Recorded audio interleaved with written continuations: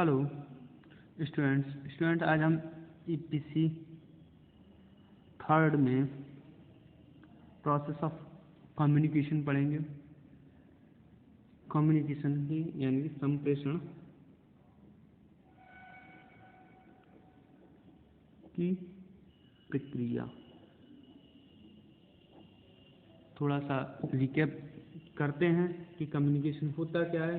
मैंने बताया जब एक व्यक्ति किसी दूसरे व्यक्ति से अपने भाव विचारों का आदान प्रदान करता है तो वो क्या कहलाता है, कम्युनिकेशन कहलाता है। थोड़ा और डीप में जाएंगे कि एक व्यक्ति जब कोई विचार या तथ्य किसी दूसरे व्यक्ति को बताता है या पहुंचाता है और दूसरा व्यक्ति उसे उसी वे में समझता है तो ये क्या कहलाएगा, कम्युनिकेशन कहलाएगा। तो अब हम कम्युनिकेशन का संप्रेषण की प्रक्रिया के विषय में जानने का प्रयास करेंगे। क्या है ये कम्युनिकेशन? देखिए स्टूडेंट्स, हमारी जो कम्युनिकेशन की प्रक्रिया है वह जो है स्टार्ट जब होती है तो किसी न किसी सोर्स से स्टार्ट होती है। जैसे मान लीजिए मैं पहले एक वो करूँगा, ये हमारा कम्युनिकेशन का ए नाम का व्यक्ति है और इसे बी तक कोई बात पहुंचानी है, यानी कि अपनी सूचना पहुंचानी है, डाटा का एक्सचेंज करना है। ए जो डाटा है बी तक पहुंचाना चाहता है तो उसके लिए क्या प्रक्रिया होगी। तो सबसे पहले क्या चाहिएगा, हमें चाहिएगा सोर्स ऑफ कम्युनिकेशन।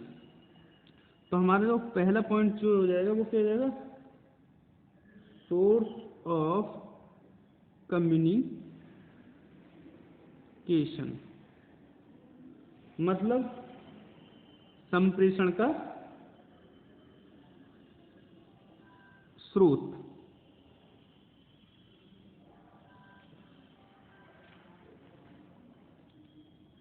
संप्रेषण के स्रोत जो होते हैं विचारों तथा भावों के आदान प्रदान की जो शुरुआत जिससे होती है वह संप्रेषण के स्रोत कहलाते हैं।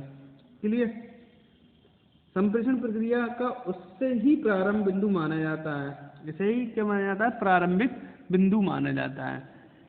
जब तक अपने विचार या भावों को कोई व्यक्ति किसी के साथ विनिमय या प्रेषित करने को तैयार नहीं होता तब तक संप्रेषण प्रक्रिया की शुरुआत ही नहीं हो सकती। मान लीजिए ए अपनी बात को बी तक नहीं पहुंचाना चाह रहा है तो संप्रेषण की शुरुआत हो जाएगी? नहीं होगी। तो कम्युनिकेशन के लिए जो पहला स्रोत है वो क्या है, कम्युनिकेशन का कोई ना कोई स्रोत होना चाहिए, कोई ना कोई भावना होनी चाहिए, किसी ने कोई विचार होना चाहिए, उसको दूसरे तक पहुंचाना है। तो ये क्या हो जाएगा, कम्युनिकेशन का सोर्स।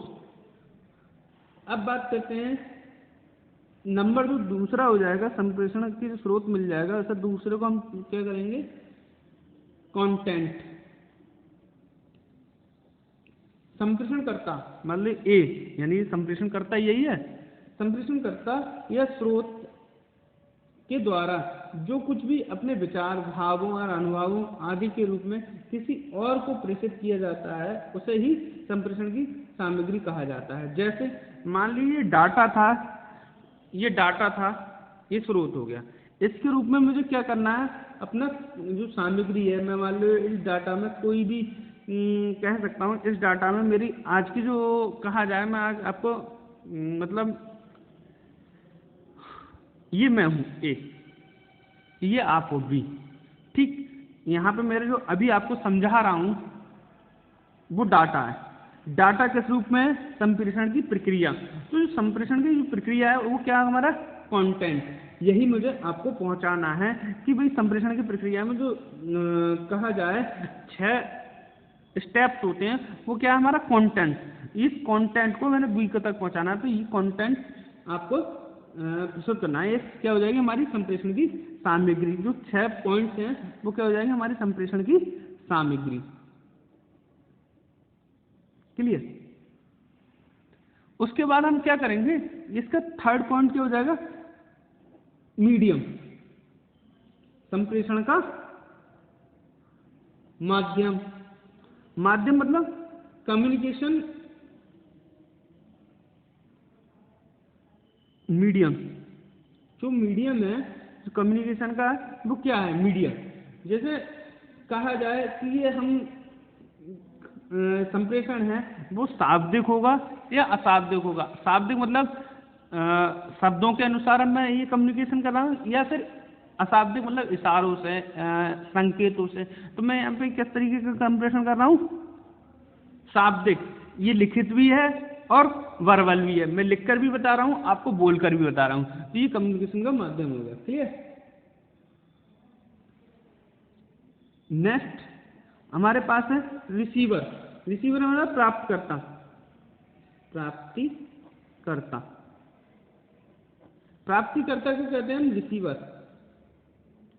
रिसीवर कौन है, यहाँ पे ये बी है। भाई हमारे पास कुछ था, स्रोत था, हमारे पास कुछ नॉलेज थी, उसे हम डाटा, या डाटा था, ये डाटा को सामग्री क्या थी कि भाई हमें क्या पढ़ाना है, हमें संप्रेषण की प्रक्रिया पढ़ानी है, तो ये डाटा की सामग्री हो गई। इसका मीडियम क्या है, बोलकर है या लिख के है, तो ये मीडियम हो गया। अब रिसीवर, रिसीवर कौन हो गया, बी। तो रिसीवर कौन होता है, जो संप्रेषण को प्राप्त करता है, यानी सूचनाओं को प्राप्त करता है और उसके आधार पर कोई रिएक्ट करता है, तो ये कौन सा होगा, प्राप्तिकर्ता हमारा रिसीवर। रिसीवर क्या करेगा, रेस्पॉन्स मटेरियल रहेगा, मान लो इसने कुछ ना कुछ वो करेगा, रेस्पॉन्स करेगा, इसे फीडबैक भी कहते हैं। ठीक, अनुक्रियात्मक सामग्री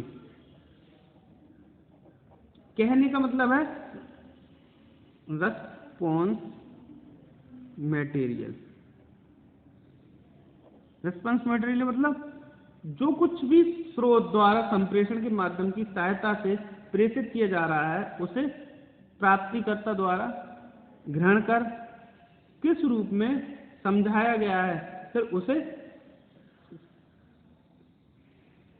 उसकी प्राप्ति, उसकी क्या अनुक्रिया रही है, इसी की अभिव्यक्ति को अनुक्रियात्मक सामग्री मतलब कहा जाए। मतलब ये उसने प्राप्त किया जो हमारा, मतलब मैं आपको समझा रहा हूँ, और उसके परिप्रेक्ष्य में आप इच्छा में जो तुमने क्रिया करी कि अच्छा हुआ, हमारे समझ में आ गया, वो चीज क्या है, हमारी अनुक्रियात्मक सामग्री। क्लियर। अब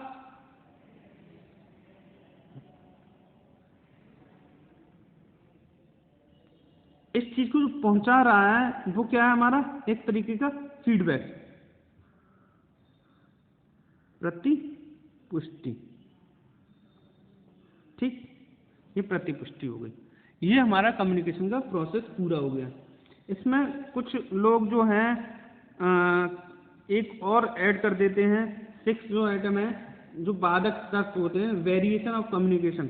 अब वेरिएशन ऑफ कम्युनिकेशन में कौन कौन सी चीज़ आ जाती हैं, हमारी सोल गोल आ जाता है, अभी मैं आपको डिटेल्स में बताऊंगा। वेरिएशन ऑफ कम्युनिकेशन,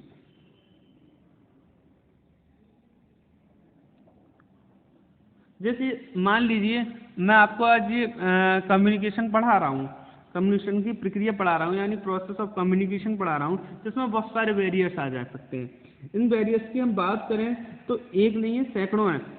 ये प्रक्रिया में ही शामिल कर लिए गए हैं कुछ शिक्षाविदों द्वारा। बैरियर्स ऑफ कम्युनिकेशन की बात करूँ, बाधक तत्व जो होते हैं वो बहुत सारे हो सकते हैं।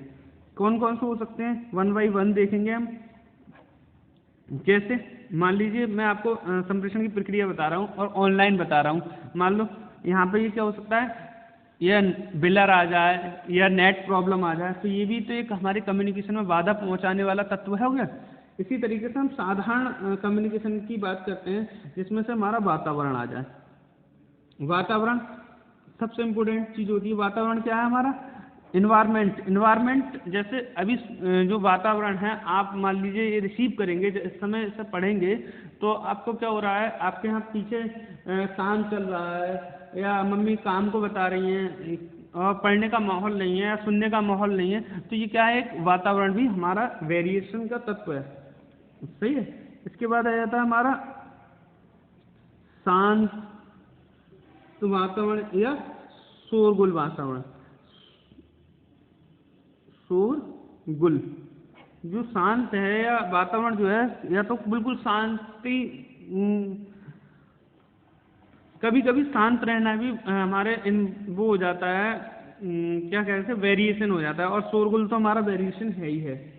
ठीक, कभी कभी मान लीजिए मैंने ये पढ़ाया आपको, लिखित वे में भी पढ़ाया या वर्बल वे में भी पढ़ाया, नॉन वर्बल वे में भी नहीं पढ़ाया, यानी कुछ चीज़ें सिखाई, परंतु आपको नहीं समझ में आ रहा है, तो जो मीडिया है हमारा, जो कहा जाए पढ़ाने का ढंग है, वो भी एक तरीके से कहा जाए, ढंग को क्या कहेंगे हम इंग्लिश में,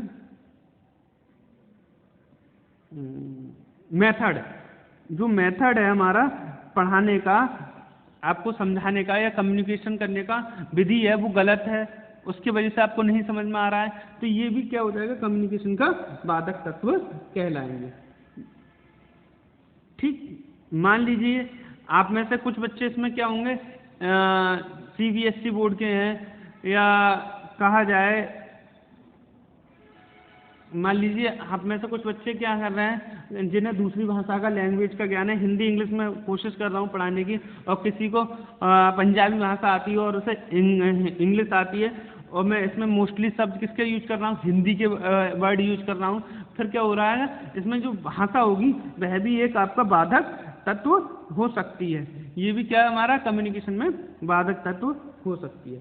तो आज हमने क्या पढ़ा, प्रोसेस ऑफ कम्युनिकेशन पढ़ा। प्रोसेस ऑफ कम्युनिकेशन में हमने ये 6 पॉइंट्स पढ़े, इसमें से मेन पॉइंट्स जो हैं 5 ही हैं। इनमें से हमने सबसे पहले सोर्स ऑफ कम्युनिकेशन, फिर कंटेंट्स यानी संप्रेषण की सामग्री, संप्रेषण के माध्यम, उसके बाद रिसीवर, उसके बाद हमारा रेस्पॉन्स ऑफ मटेरियल, और last variation of communication. Clear?